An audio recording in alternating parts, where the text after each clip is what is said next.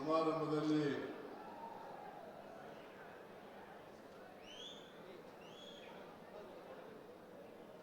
ಮುಖ್ಯ ಅತಿಥಿಗಳಾಗಿ ಭಾಗವಹಿಸಿ ಈಗಾಗಲೇ ನಿಮ್ಮನ್ನೆಲ್ಲ ಉದ್ದೇಶಿಸಿ ಮಾತನಾಡಿದಂತ ರಾಜ್ಯದ ಉಪಮುಖ್ಯಮಂತ್ರಿಗಳು, ಪ್ರದೇಶ ಕಾಂಗ್ರೆಸ್ ಸಮಿತಿಯ ಅಧ್ಯಕ್ಷರಾದಂಥ ಶ್ರೀ ಡಿ.ಕೆ. ಶಿವಕುಮಾರ್ ಅವರ, ಹಾಸನ ಜಿಲ್ಲೆಯ ಉಸ್ತುವಾರಿ ಸಚಿವರು ಹಾಗೂ ಸಹಕಾರ ಇಲಾಖೆ ಸಚಿವರು ಆದಂಥ ಶ್ರೀ ಕೆ.ಎನ್. ರಾಜಣ್ಣ ಅವರ, ವಸತಿ ಸಚಿವರಾದಂಥ ಶ್ರೀ ಜಮೀರ್ ಅಹಮದ್ ಅವರ, ಈ ಸಮಾರಂಭದ ಅಧ್ಯಕ್ಷತೆ ವಹಿಸಿರ್ತಕ್ಕಂಥ ಅರಸೀಕೆರೆ ವಿಧಾನಸಭಾ ಕ್ಷೇತ್ರದ ಶಾಸಕರು ಆದಂಥ ಹಾಗೂ ಕರ್ನಾಟಕ ಗೃಹ ಮಂಡಳಿಯ ಅಧ್ಯಕ್ಷರಾದಂಥ ಶ್ರೀ ಶಿವಲಿಂಗೇಗೌಡ ಅವರ, ಲೋಕಸಭೆಯ ಸದಸ್ಯರಾದಂಥ ಶ್ರೀ ಶ್ರೇಯಸ್ ಪಾಟೀಲ್ ಅವರ, ತಾಲೂಕು ಗ್ಯಾರಂಟಿ ಯೋಜನೆಗಳ ಅಧ್ಯಕ್ಷರಾದಂಥ ಶ್ರೀ ಧರ್ಮಶೇಖರ್ ಅವರ, ನಗರಸಭೆಯ ಅಧ್ಯಕ್ಷರಾದಂಥ ಶಮೀವುಲ್ಲಾ ಅವರ, ಶಾಸಕರಾದಂಥ ತರೀಕೆರೆ ಶಾಸಕರಾದಂಥ ಶ್ರೀ ಶ್ರೀನಿವಾಸ್ ಅವರ, ಯೋಜನಾ ಪ್ರಾಧಿಕಾರದ ಅಧ್ಯಕ್ಷರಾದಂಥ ಶ್ರೀ ಅರುಣ್ ಕುಮಾರ್ ಅವರ, ಎಲ್ಲ ಅಧಿಕಾರಿ ಸ್ನೇಹಿತರೇ, ವೇದಿಕೆ ಮೇಲಿರ್ತಕ್ಕಂಥ ನಮ್ಮ ಪಕ್ಷದ ಎಲ್ಲ ಮುಖಂಡರುಗಳೇ, ಇಲ್ಲಿ ಇಷ್ಟೊಂದು ಬೃಹತ್ ಸಂಖ್ಯೆಯಲ್ಲಿ ಆಗಮಿಸಿರ್ತಕ್ಕಂಥ ಆತ್ಮೀಯ ಬಂಧುಗಳೇ, ತಾಯಂದಿರೇ,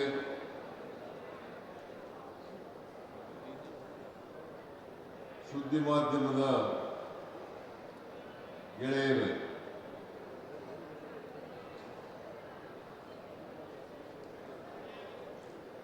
ಇದು ಒಂದು ಅರಸೀಕೆರೆ ತಾಲೂಕಿನಲ್ಲಿ ಐತಿಹಾಸಿಕ ದಿನ ಅಂತೇಳಿ ನಾನು ಭಾವಿಸ್ಕೊಂಡಿದ್ದೇನೆ. ಈಗಾಗಲೇ ಶಿವಲಿಂಗೇಗೌಡರು ಹೇಳದಂತೆ ಬಹುಶಃ ಅರಸೀಕೆರೆಯಲ್ಲಿ ಇದೇ ದೊಡ್ಡ ಸಭೆ ಅಂತೇಳಿ ನನಗನ್ಸುತ್ತೆ. ನಾನು ಅನೇಕ ಸಾರಿ ಬಂದಿದ್ದೀನಿ ಅರಸೀಕೆರೆಗೆ, ಚುನಾವಣಾ ಪ್ರಚಾರಕ್ಕೆ ಬಂದಿದ್ದೀನಿ, ಅಭಿವೃದ್ಧಿ ಕಾರ್ಯಕ್ರಮಗಳನ್ನ ಉದ್ಘಾಟನೆ ಮಾಡಲಿಕ್ಕೆ, ಶಂಕುಸ್ಥಾಪನೆ ಮಾಡಲಿಕ್ಕೆ ಬಂದಿದ್ದೀನಿ, ಇತರ ಕಾರ್ಯಕ್ರಮಗಳಿಗೆ ಬಂದಿದ್ದೀನಿ. ಆದರೆ ಇಷ್ಟೊಂದು ಜನ ಮತ್ತೆ ಇಷ್ಟೊಂದು ಉತ್ಸಾಹದಿಂದ ಸೇರಿರ್ತಕ್ಕಂಥದ್ದು ಇದು ಒಂದು ಇತಿಹಾಸ ಅಂತಕ್ಕಂಥ ಮಾತುಗಳನ್ನು ಹೇಳಲಿಕ್ಕೆ ಬಯಸ್ತಾ ಇದ್ದೇನೆ. ಇಷ್ಟೊಂದು ಜನ ಸೇರ್ಬೇಕಾದ್ರೆ ಶಿವಲಿಂಗೇಗೌಡರು ಜನಪರವಾದಂಥ ಶಾಸಕರಾಗದೆ ಹೋಗಿದ್ರೆ, ಜನಪ್ರಿಯ ಶಾಸಕರಾಗದೆ ಹೋಗಿದ್ರೆ ಇಷ್ಟೊಂದು ಜನ ಸೇರ್ಲಿಕ್ಕೆ ಸಾಧ್ಯ ಆಗಲ್ಲ.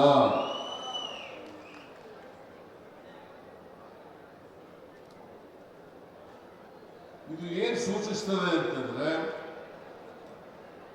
ಶಿವಲಿಂಗೇಗೌಡರ ಜನಪ್ರಿಯತೆಯನ್ನು ಸೂಚಿಸುತ್ತದೆ. ಅವರು ಬಡವರ ಪರವಾಗಿ, ಕ್ಷೇತ್ರದ ಪರವಾಗಿ, ಜನಪರವಾಗಿ ಈ ಕ್ಷೇತ್ರವನ್ನು ಅಭಿವೃದ್ಧಿ ಮಾಡಬೇಕು ಅಂತಕ್ಕಂಥ ಕಾಳಜಿ ಇದ್ದದ್ರಿಂದ ಇಷ್ಟೊಂದು ಜನ ಬರಲಿಕ್ಕೆ ಸಾಧ್ಯ ಆಗ್ತದೆ ಅಂತಕ್ಕಂಥ ಮಾತುಗಳನ್ನು ಹೇಳಲಿಕ್ಕೆ ಬಯಸ್ತಾ ಇದ್ದೇನೆ. ಶಿವಲಿಂಗೇಗೌಡರು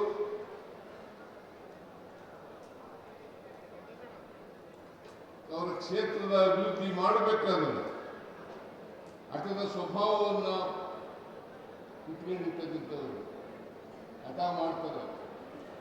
ನನ್ನ ಬಳಿಗೆ ಬಂದು ಡಿ ಕೆ ಶಿವಕುಮಾರ್ ಬಳಿಗೆ ಬಂದು ಇದು ಆಗಲೇಬೇಕು, ಇಡೀ ರಾಜ್ಯದಲ್ಲಿ ಆಗಲೇ ಇರ್ತಕ್ಕಂಥ ಕೆಲಸವನ್ನ ಇಲ್ಲಿ ಅರಸೀಕೆರೆಯಲ್ಲಿ ಮಾಡಲೇಬೇಕು ಅಂತೇಳಿ ಹಠ ಹಿಡಿತಾರೆ. ಅಷ್ಟೇ ಅಲ್ಲ, ವಿಧಾನಸಭೆಯಲ್ಲಿ ಯಾವುದೇ ವಿಷಯಗಳು ಚರ್ಚೆ ಬಂದಾಗ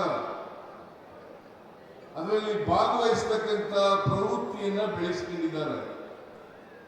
ಜೊತೆಗೆ ಇಲ್ಲಿಯ ಸಮಸ್ಯೆಗಳನ್ನ ಸರ್ಕಾರದ ಗಮನಕ್ಕೆ ತರ್ತಕ್ಕಂಥ ಪ್ರಯತ್ನವನ್ನ ಪ್ರಾಮಾಣಿಕವಾಗಿ ಮಾಡ್ತಾರೆ ಅಂತಕ್ಕಂಥ ಮಾತುಗಳನ್ನ ಈ ಸಂದರ್ಭದಲ್ಲಿ ಹೇಳಲಿಕ್ಕೆ ಬಯಸ್ತಾ ಇದ್ದೇನೆ. ಅದರಿಂದ ನೀವೆಲ್ಲರೂ ಕೂಡ ಶಿವಲಿಂಗೇಗೌಡರನ್ನ ಶಾಸಕರಾಗಿ ಪಡ್ಕೊಂಡಿರ್ತಕ್ಕಂಥದ್ದು ನೀವೆಲ್ಲ ಕೂಡ ಧನ್ಯರು ಅಂತಕ್ಕಂಥ ಮಾತುಗಳನ್ನ ಹೇಳಲಿಕ್ಕೆ ಬಯಸ್ತಾ ಇದ್ದೇನೆ. ನಾನು ಅನೇಕ ಶಾಸಕರುಗಳನ್ನು ನೋಡಿದ್ದೇನೆ, ಮುಖ್ಯಮಂತ್ರಿಯಾಗಿ, ಮಂತ್ರಿಯಾಗಿ ಅನೇಕ ಶಾಸಕರುಗಳನ್ನು ನೋಡಿದ್ದೇನೆ. ಆದರೆ ಶಿವಲಿಂಗೇಗೌಡರು ಕಚೇರಿಗಳಿಗೆ ಹೋಗಿ ಅಲ್ಲಿ ಕೂತ್ಕೊಂಡು ಅವರ ಕ್ಷೇತ್ರದ ಕೆಲಸವನ್ನ ಮಂಜೂರು ಮಾಡಿಸ್ತಕ್ಕಂಥ, ಅದನ್ನು ಕಾರ್ಯಗತಗೊಳಿಸ್ತಕ್ಕಂಥ ಪ್ರಯತ್ನವನ್ನ ಮಾಡ್ತಾ ಇರ್ತಕ್ಕಂಥವರು ಯಾರಾದರೂ ಇದ್ರೆ ಅದು ನಿಮ್ಮ ಶಾಸಕರು ಶಿವಲಿಂಗೇಗೌಡರು ಅಂತಕ್ಕಂಥ ಮಾತುಗಳನ್ನು ಹೇಳಲಿಕ್ಕೆ ಬಯಸ್ತಾ ಇದ್ದೇನೆ. ಅದರಿಂದ ಇವತ್ತು ನೀವೆಲ್ಲರೂ ಕೂಡ ಅತ್ಯಂತ ಸಂತೋಷದಿಂದ ಇಷ್ಟೊಂದು ಜನ ಬಂದಿದ್ದೀರಿ. ಅದಕ್ಕಾಗಿ ನಿಮ್ಮೆಲ್ಲರಿಗೂ ಕೂಡ ನಾನು ನಮಸ್ಕಾರಗಳನ್ನು ಹೇಳಲಿಕ್ಕೆ ಬಯಸ್ತಾ ಇದ್ದೇನೆ. ಶಿವಲಿಂಗೇಗೌಡರು 4 ಬಾರಿ ಶಾಸಕರಾಗಿದ್ದಾರೆ. ಈ ಕ್ಷೇತ್ರದಿಂದ 4 ಬಾರಿ ಶಾಸಕರಾಗಿದ್ದಾರೆ. ಬಹುಶಃ ಮುಂದಿನ ಚುನಾವಣೆಗಳಲ್ಲೂ ಕೂಡ ಇವರೇ ಗೆದ್ದು ಬರ್ತಾರೆ ಅಂತಕ್ಕಂಥ ವಿಶ್ವಾಸ ಸಂಪೂರ್ಣವಾಗಿ ನನಗಿದೆ ಅಂತಕ್ಕಂಥದ್ದು. ಬಹುಶಃ ಅರಸೀಕೆರೆ ಕ್ಷೇತ್ರದಲ್ಲಿ ಬೇರೆ ಯಾರು ಕೂಡ ಮಾಡದಷ್ಟು ಕೆಲಸವನ್ನ ಇವತ್ತು ಮಾಡಿಸಿದ್ದಾರೆ ಅಂತಕ್ಕಂಥ ಮಾತುಗಳನ್ನು ಹೇಳಲಿಕ್ಕೆ ಬಯಸ್ತಾ ಇದ್ದೇನೆ. ಎತ್ತಿನಹೊಳೆ ಪ್ರಾಜೆಕ್ಟ್ ಅದರಲ್ಲಿ ನಾನು ಹೇಳಿದ ಶಿವಲಿಂಗೇಗೌಡರಿಗೆ ಮೊದಲು ಕುಡಿಯ ನೀರನ್ನ ಕೊಡೋಣ, ಯಾಕಂದ್ರೆ ಇದು ಮುಖ್ಯವಾಗಿ ಕುಡಿಯ ನೀರಿನ ಯೋಜನೆ. ಕುಡಿಯ ನೀರು ಕೊಡೋಣ ಅಂತ ಹೇಳಿದೆ, ಕೆರೆಗೆ ತುಂಬಿಸೋದು ಆಗ ನಂತರ ಅಂತ ಹೇಳಿದೆ. ಆದರೂ ಬಿಡದೇನೆ ಅವರು 148 ಕೋಟಿ ರೂಪಾಯಿಗಳ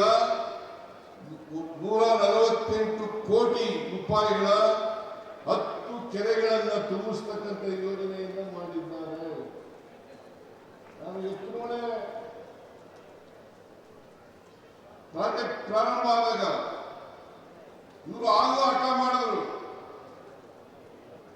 ಹಾಸನದಲ್ಲಿ ಅರಸೀಕೆರೆ ತಾಲೂಕಿಗೆ ನೀರನ್ನು ಕೊಡ್ತಕ್ಕಂಥ, ಕುಡಿಯ ನೀರನ್ನು ಕೊಡ್ತಕ್ಕಂಥ, ಕೆರೆಗಳನ್ನು ತುಂಬಿಸ್ತಕ್ಕಂಥ ಕೆಲಸವನ್ನ ಮಾಡಲೇಬೇಕು ಅಂತಕ್ಕಂಥ ಮಾತುಗಳನ್ನು ಕೂಡ ಹೇಳಿದ್ದಾರೆ. ಈ ಎತ್ತಿನಹೊಳೆ ಪ್ರಾಜೆಕ್ಟ್ ಇದೆಯಲ್ಲ, ಈ ಪ್ರಾಜೆಕ್ಟು ಮುಖ್ಯವಾಗಿ ಕುಡಿಯ ನೀರಿನ ಯೋಜನೆ. 24 TMC ನೀರು ಬೇಕಾಗ್ತದೆ ಕುಡಿಯ ನೀರಿಗೆ ಮತ್ತು ಕೆರೆಗಳನ್ನು ತುಂಬಿಸಲಿಕ್ಕೆ. 14 TMC ಕುಡಿಯ ನೀರಿಗೆ ಬೇಕು, 10 TMC ಕೆರೆಗಳನ್ನು ತುಂಬಿಸಲಿಕ್ಕೆ ಬೇಕಾಗ್ತದೆ.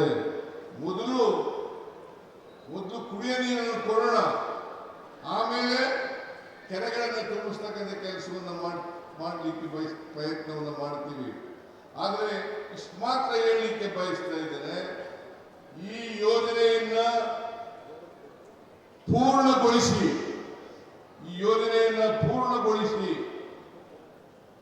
ಕುಡಿಯ ನೀರು ಮತ್ತು 527 ಕೆರೆಗಳನ್ನು ತುಂಬಿಸ್ತಕ್ಕಂಥ ಕೆಲಸವನ್ನು ಮಾಡ್ತೇವೆ ಅಂತಕ್ಕಂಥ ಮಾತುಗಳನ್ನು ಈ ಸಂದರ್ಭದಲ್ಲಿ ಹೇಳಲಿಕ್ಕೆ ಬಯಸ್ತಾ ಇದ್ದೇನೆ.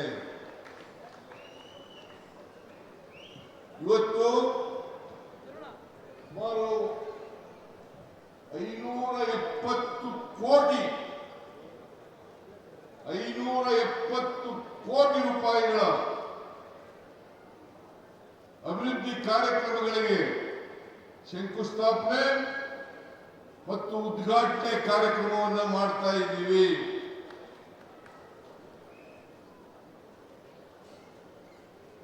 ಈ 570 ಕೋಟಿ ರೂಪಾಯಿಗಳು ಈ ಸಾರಿ ನಮ್ಮ ಸರ್ಕಾರ ಬಂದ ಮೇಲೆ ಮಾಡಿರ್ತಕ್ಕಂಥದ್ದು ಅಂತಕ್ಕಂಥ ಮಾತುಗಳನ್ನು ಹೇಳಲಿಕ್ಕೆ ಬಯಸ್ತಾ ಇದ್ದೇನೆ. ವಿರೋಧ ಪಕ್ಷದವರು ಟೀಕೆ ಮಾಡ್ತಾರೆ. ಪಂಚ ಗ್ಯಾರಂಟಿ ಯೋಜನೆಗಳನ್ನ ಜಾರಿ ಮಾಡೋದ್ರಿಂದ ಈ ಸರ್ಕಾರದಲ್ಲಿ ಹಣ ಇಲ್ಲ, ಅಭಿವೃದ್ಧಿ ಕೆಲಸಗಳು ಆಗ್ತಾ ಇಲ್ಲ ಅಂತಕ್ಕಂಥ ಮಾತುಗಳನ್ನು ಹೇಳ್ತಾರೆ. ನಾನು ಹೇಳ್ತೀನಿ, ವಿರೋಧ ಪಕ್ಷದವರಿಗೆ ಅನೇಕ ತಾಲೂಕುಗಳಲ್ಲಿ ಕೂಡ ಹೇಳಿದ್ದೀನಿ. ಮೊನ್ನೆ ಪಾವಗಡದಲ್ಲಿ ಕೂಡ ಹೇಳಿದ್ದೆ, ಇವತ್ತು ಕೂಡ ಹೇಳ್ತಾ ಇದ್ದೀನಿ. ನೀವು ಇಲ್ಲಿ ಬಂದು ಕಣ್ಣಾರೆ ನೋಡಬೇಕು. ಅರಸೀಕೆರೆ ತಾಲೂಕು ಎಷ್ಟು ಮಟ್ಟಿಗೆ ಅಭಿವೃದ್ಧಿ ಆಗಿದೆ, ಶಿವಲಿಂಗೇಗೌಡರ ನೇತೃತ್ವದಲ್ಲಿ ಅಭಿವೃದ್ಧಿ ಎಷ್ಟು ಮಟ್ಟಿಗೆ ನಡೆದಿದೆ ಅಂತಕ್ಕಂಥದ್ದನ್ನು ನೋಡಬೇಕಾಗ್ತದೆ. ನಾನು ಕೇಳ್ತೇನೆ, ಗ್ಯಾರಂಟಿ ಯೋಜನೆಗಳಿಂದ ಅಭಿವೃದ್ಧಿ ಕುಂಠಿತ ಆಗಿಲ್ಲ, ಕುಂಠಿತ ಆಗಲೂ ಇಲ್ಲ. ಯಾಕೆ ಈ ಮಾತುಗಳನ್ನು ಹೇಳ್ತಾ ಇದ್ದೀನಿ ಅಂದ್ರೆ, ನೀವೆಲ್ಲ ಪತ್ರಿಕೆಯಲ್ಲಿ ಗಮನಿಸಿರ್ಬೋದು, ನೋಡಿರ್ಬೋದು. ಇಡೀ ದೇಶದಲ್ಲಿ ಕರ್ನಾಟಕದಲ್ಲಿ ತಲಾ ಆದಾಯ ಹೆಚ್ಚಾಗಿದ್ರೆ ಅದು ಕರ್ನಾಟಕದಲ್ಲಿ ಮಾತ್ರ. ಕರ್ನಾಟಕ ಇಡೀ ದೇಶದಲ್ಲಿ ನಂಬರ್ ಒನ್ ರಾಜ್ಯ ತಲಾ ಆದಾಯದಲ್ಲಿ. ಸುಮಾರು 2,04,000 ಕೋಟಿ ರೂಪಾಯಿಗಳು ತಲಾ ಆದಾಯ ಆಗಿದೆ, ಸರಾಸರಿ ತಲಾ ಆದಾಯ ಆಗಿದೆ. ಇವೆಲ್ಲ ಆಗ್ಬೇಕಾದ್ರೆ, ನಂಬರ್ 1 ಆಗ್ಬೇಕಾದ್ರೆ ಸುಮ್ಮನೆ ಆಗ್ತದ? ನಾನು ಹೇಳ್ತೇನೆ, ಇವತ್ತು ಬಹಳ ಸ್ಪಷ್ಟವಾಗಿ ತಿಳ್ಕೋಬೇಕಾಗ್ತದೆ. ಅವ್ರಿಗೆ ಎಕನಾಮಿಕ್ಸ್ ಗೊತ್ತಿಲ್ಲ ಪಾಪ, ಬಿಜೆಪಿ ಅವರಿಗೆ. ಎಕನಾಮಿಕ್ಸ್ ಗೊತ್ತಿದ್ರೆ ಈ ಮಾತುಗಳನ್ನ ಆಡಲಿಕ್ಕೆ ಸಾಧ್ಯ ಆಗ್ತಾ ಇರಲಿಲ್ಲ. ಕರ್ನಾಟಕ ತಲಾ ಆದಾಯದಲ್ಲಿ ಇಡೀ ದೇಶದಲ್ಲಿ ನಂಬರ್ 1 ರಾಜ್ಯ ಆಗಿರ್ಬೇಕಾದ್ರೆ ಅದಕ್ಕೆ ಕಾರಣ ಗ್ಯಾರಂಟಿ ಯೋಜನೆಗಳು ಅಂತಕ್ಕಂಥದ್ದನ್ನು ಕೂಡ ಮರೆಯಲಿಕ್ಕೆ ಸಾಧ್ಯ ಇಲ್ಲ. ಗ್ಯಾರಂಟಿ ಯೋಜನೆಗಳು ಕೂಡ ಕಾರಣ ಅಂತಕ್ಕಂಥದ್ದನ್ನು ಮರೆಯಲಿಕ್ಕೆ ಸಾಧ್ಯ ಇಲ್ಲ. ಈ ಗ್ಯಾರಂಟಿ ಯೋಜನೆಗಳು ನಾವು ಜಾರಿ ಕೊಟ್ಟ ಮೇಲೆ ಜನರಿಗೆ ಕೊಂಡ್ಕೊಳ್ತಕ್ಕಂಥ ಶಕ್ತಿ ಜಾಸ್ತಿ ಆಯಿತು. ಸರ್ಕಾರಕ್ಕೆ ಆದಾಯ ಕೂಡ ಬರಲಿಕ್ಕೆ ಜಾಸ್ತಿ ಆಯಿತು. ಹಾಗಾಗಿ ಸರ್ಕಾರದ ಅಭಿವೃದ್ಧಿ ಹೆಚ್ಚಾಗಿ ಇವತ್ತು ತಲಾ ಆದಾಯ ಜಾಸ್ತಿ ಆಗಲಿಕ್ಕೆ ಸಾಧ್ಯ ಆಯಿತು. ನಂಬರ್ 1 ರಾಜ್ಯ ಆಗಲಿಕ್ಕೆ ಇಡೀ ದೇಶದಲ್ಲಿ ವಿ ಆರ್ ನಂಬರ್ 1.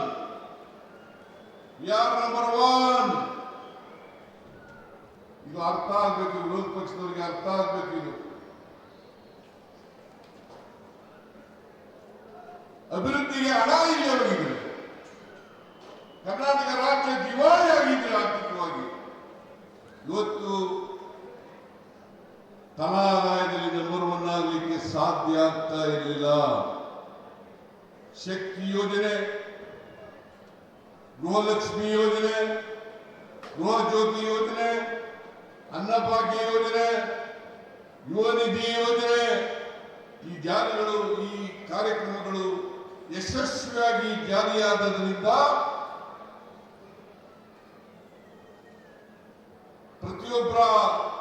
ಪ್ರತಿಯೊಬ್ಬ ವ್ಯಕ್ತಿಯ ಕೊಂಡ್ಕೊಳ್ತಕ್ಕಂಥ ಶಕ್ತಿ ಜಾಸ್ತಿ ಆದ್ರಿಂದ ಇವತ್ತು ರಾಜ್ಯ ಅಭಿವೃದ್ಧಿನಲ್ಲಿ ಮುಂಚೂಣಿನಲ್ಲಿ ಇದೆ ಅಂತಕ್ಕಂಥ ಮಾತುಗಳನ್ನು ಹೇಳಲಿಕ್ಕೆ ಬಯಸ್ತಾ ಇದ್ದೇನೆ. ಅದರಿಂದ ಇವತ್ತು ಬಿಜೆಪಿಯವರು ಹೇಳ್ತಕ್ಕಂಥ ಮಾತುಗಳಿದ್ದಾವಲ್ಲ, ಬರೀ ಸುಳ್ಳುಗಳು, ಯಾವುದೇ ಆಧಾರ ರಹಿತವಾಗಿ ರಾಜಕೀಯ ಪ್ರೇರಿತವಾದಂತ ಆರೋಪಗಳನ್ನು ನಮ್ಮ ಸರ್ಕಾರದ ಮೇಲೆ ಮಾಡಲಿಕ್ಕೆ ಪ್ರಾರಂಭ ಮಾಡಿದ್ದಾರೆ. ಇವತ್ತು ಇಷ್ಟೊಂದು ಜನ ಸೇರಿರ್ತಕ್ಕಂಥದ್ದೇ ಸಾಕ್ಷಿ, ಇಷ್ಟೊಂದು ಜನ ಸೇರಿರ್ತಕ್ಕಂಥದ್ದೇ ಸಾಕ್ಷಿ. ಈ ಸಾಕ್ಷಿ ಇಂಥ ಬೇರೆ ಉದಾಹರಣೆ ಬೇಕಾಗಿಲ್ಲ ಅಂತಕ್ಕಂಥ ಮಾತುಗಳನ್ನು ಈ ಸಂದರ್ಭದಲ್ಲಿ ಹೇಳಲಿಕ್ಕೆ ಬಯಸ್ತಾ ಇದ್ದೇನೆ. ಆದ್ರಿಂದ ಬಿಜೆಪಿಯವರು ಜನರನ್ನ ದಾರಿ ತಪ್ಪಿಸ್ತಕ್ಕಂಥ ಕೆಲಸವನ್ನ ಮಾಡ್ತಾ ಇದ್ದಾರೆ, ಸುಳ್ಳು ಆರೋಪಗಳನ್ನು ಮಾಡ್ತಾ ಇದ್ದಾರೆ, ಸುಳ್ಳು ಅಪವಾದಗಳನ್ನ ಮಾಡ್ತಾ ಇದ್ದಾರೆ ಅಂತಕ್ಕಂಥ ಮಾತುಗಳನ್ನ ಈ ಸಂದರ್ಭದಲ್ಲಿ ಹೇಳಲಿಕ್ಕೆ ಬಯಸ್ತಾ ಇದ್ದೇನೆ. ನಾವು ಮೊನ್ನೆ ಮೈಸೂರಿನಲ್ಲಿ ಕಾರ್ಯಕ್ರಮ ಮಾಡೋದು, ಪಾವಗಡದಲ್ಲಿ ಕಾರ್ಯಕ್ರಮ ಮಾಡೋದು, ಸಾಧನಾ ಸಮಾವೇಶವನ್ನ ವಿಜಯನಗರ ಹೊಸಪೇಟೆಯಲ್ಲಿ ಮಾಡೋದು. ಇವೆಲ್ಲ ಮಾಡಲಿಕ್ಕೆ ಸಾಧ್ಯ ಆಗ್ಬೇಕಾದ್ರೆ ನಾವು ಎಲ್ಲ ಕಾರ್ಯಕ್ರಮಗಳನ್ನು ಕೂಡ ಮಾಡಿದ್ದೇವೆ. ಯಾವುದಾದ್ರೂ ಸರ್ಕಾರ ಇದ್ರೆ, ಕೊಟ್ಟ ಮಾತಿನಂತೆ ನಡ್ಕೊಳ್ತಕ್ಕಂಥ ಸರ್ಕಾರ ಇದ್ರೆ ಅದು ನಮ್ಮ ಸರ್ಕಾರ, ಕಾಂಗ್ರೆಸ್ ಸರ್ಕಾರ ಅಂತಕ್ಕಂಥ ಮಾತುಗಳನ್ನು ಹೇಳಲಿಕ್ಕೆ ಬಯಸ್ತಾ ಇದ್ದೇವೆ. ನಾವು ನುಡಿದಂತೆ ನಡೆದಿದ್ದೇವೆ. ಇವತ್ತು ಗ್ಯಾರಂಟಿ ಯೋಜನೆಗಳಿಗೆ ಸುಮಾರು 52,000 ಕೋಟಿ ರೂಪಾಯಿಗಳನ್ನು ಖರ್ಚು ಮಾಡ್ತಾ ಇದ್ದೀವಿ. 52,000 ಕೋಟಿ. ಈ 52,000 ಕೋಟಿಗಳಲ್ಲಿ 1,20,000 ಕೋಟಿ, 1,20,000 ಕೋಟಿ ಅಭಿವೃದ್ಧಿ ಕೆಲಸಗಳಿಗೆ ಇವತ್ತು ಖರ್ಚು ಮಾಡ್ತಾ ಇದ್ದೀವಿ. 52,000 ಕೋಟಿಗಳ ಜೊತೆಗೆ 1,20,000 ಕೋಟಿ ರೂಪಾಯಿಗಳನ್ನು ಅಭಿವೃದ್ಧಿಗೆ ಖರ್ಚು ಮಾಡ್ತಾ ಇದ್ದೀವಿ.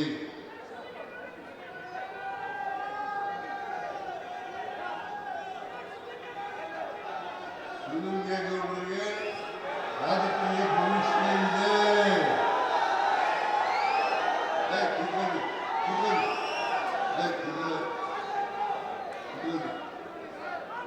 ರಾಜಕೀಯ ಭವಿಷ್ಯ ಇದೆ. ಮುಂದಿನ ದಿನಗಳಲ್ಲಿ